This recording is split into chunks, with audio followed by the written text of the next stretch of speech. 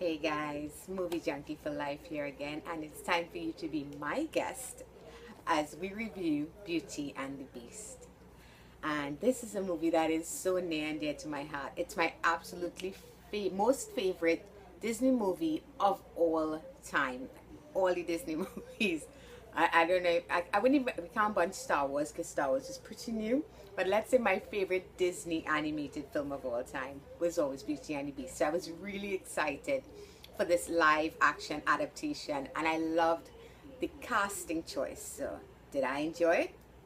Let's get into it. Beauty and the Beast, for those who somehow don't know the story, is about a young prince who, due to his own selfishness and vanity, he is cursed by an enchantress, and the entire castle is cursed. And until he finds love and gives love in return, if he can do that before the last petal of a beautiful enchanted rose falls, he will be free of the curse. If he can't do it, he'll be cursed forever. And our heroine, Belle, she is that girl who doesn't quite fit in because she's so different from the rest, as they put it. Played by Emma Watson. We have Dan Stevens as the Beast, Kevin Kline as Maurice. The list goes on and on. Ian McKellen, Ewan McGregor, Luke Evans. A fun cast of people. Wonderful cast of people. Josh Gad. Everybody here fit their role quite well. But I'm gonna pick out and choose what I liked, what I didn't like. So here we go.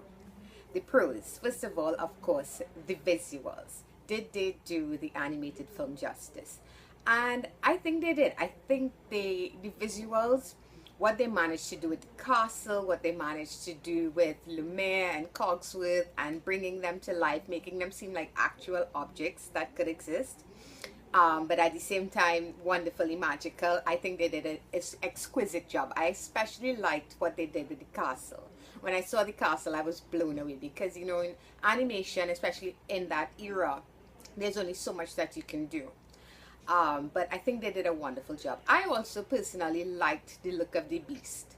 Granted, he doesn't look as huge as the animated version of himself, but I think what they did works because he's not this gigantic 10-foot monstrosity that would tower over Belle. You know, it fit in the live action adaptation quite well. So the visuals to me, the town, I think they did a good job. Now, there were times that it definitely felt like I was looking at a stage and not so much an actual place. I did feel that, especially with the town. But overall, I could overlook it because, you know, when the focus is on the castle and the grounds, it's just wonderfully magical. I think they did an amazing job with that. Song-wise, well, you know what? Beauty and the Beast is one of those movies where I actually know the words to that movie inside and out. I have seen the animated film. I kid you not, 37 times. I know that sounds ridiculous, but I have seen it that many times. I know all the words by heart. But they did update a couple of these songs and they added in new music. And I think it was a good choice. I enjoyed the new songs. They weren't as memorable, so to speak, at least not to me, as the original music was, but they were well written, they were well sung. I think the cast did a great job too of trying to sing their own music.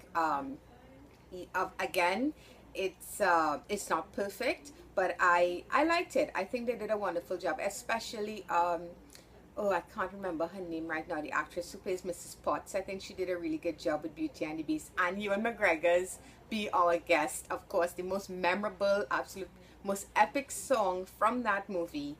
He did a fantastic job. I have to commend him. His version of Be Our Guest had me smiling the entire time I was watching it. So kudos on that. Great choices on the songs. What else? That was awesome for me. This story. Now, they did something a little different here with this story that it worked. It really did work. The original story, you can say, has plot holes, like most stories, right? You know, some people wonder how old the prince was when he was cursed. How old is he when the curse is broken? Would he even know how to function in society? How did Belle get him onto that horse? All these types of questions come up. And I think they did such a great job of filling in those little plot holes, those little questions that everybody has had over the years, you know. And what I also like that they updated is they spent a lot more time with Belle and the Beast. So they lengthen the amount of time they spent together, which was already like nearly a year for all the naysayers. She did not fall in love with him instantly like other princesses, you know. That's what makes this story so awesome. She was the first Disney princess who actually developed a relationship before she actually fell in love. She actually got to know him.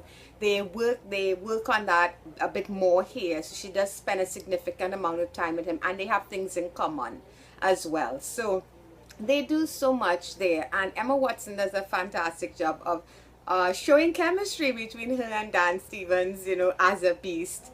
I'm sure she had to be up against a green screen and you know, and maybe talking to him with weird CG horns on or whatever.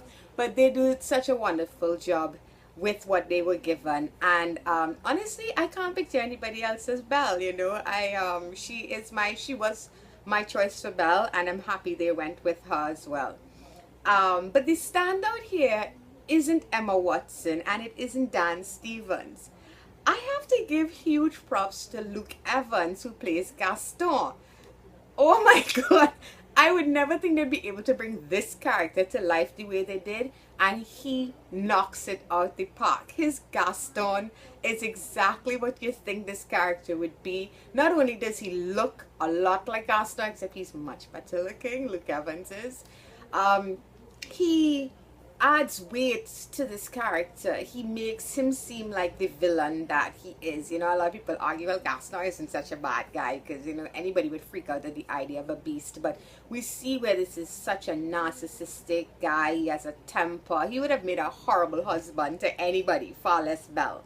And Luke Evans does an amazing, wonderful job. Every time he's on screen, he steals every scene he's in as Gaston. I loved him. I hope he gets the praise he deserves for his portrayal of this character. He immersed himself in this character, and it showed. Overall, story-wise, like I said, I think they did a wonderful job with the additions. But there were some faults to this movie that I can't really sweep under the carpet. One of the things is I felt certain scenes felt a little unnatural. It didn't, I don't know, cheesy is the word to use because it is a Disney musical, but some of it felt a little forced. Maybe it didn't go, it wasn't as natural. Certain scenes, the acting felt like they were overacting at times. As it goes along, everybody really does get into a rhythm of their character, and it comes across more natural.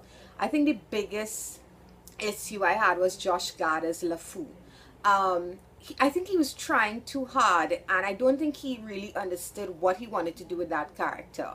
By now, everybody knows LeFou is supposed to be the first openly gay Disney character that there is, and in this movie, honestly, it's not a big deal at all, in the sense that it's like, spoiler alert, he's dancing with a guy for like 2 seconds at the end of the film. That's it. That's the big gay moment.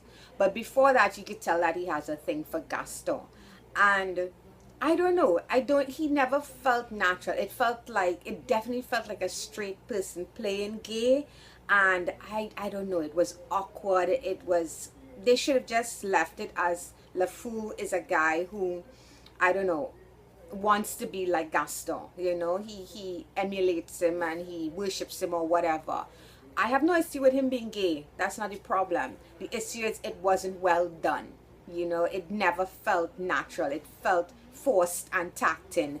And I think that's worse than trying to put a gay character in the show. If you're going to go that way, do it properly or don't do it at all. So that every time that he was a focus in that way, it never felt natural. It felt awkward. It felt embarrassing. And I didn't enjoy it at all. So that was about it. That's the only real issues I had. Some cheesy moments, some overacting, and Josh Gad's LeFou was awkward. But I loved this movie. It will never be as good as the original. And I'm not saying a remake or reboot can't be better than the original. I've seen that sometimes it works, but here there were some missteps here and there, but there was enough magic, enough love for the original material, enough perfect moments to make this a fun Beauty and the Beast. So I'm gonna give it an 8 out of 10. The ballroom scene, like I said, I was grinning like an idiot the entire time. Myself and some other people were clapping when the movie was done. It was just enough good things to make this a Beauty and the Beast for this generation. And I hope that kids out there enjoy this one as much as I enjoyed the original film. So Beauty and the Beast gets an 8 out of 10. And if this is your type of movie, I highly recommend checking it out. So until next time, guys, au revoir.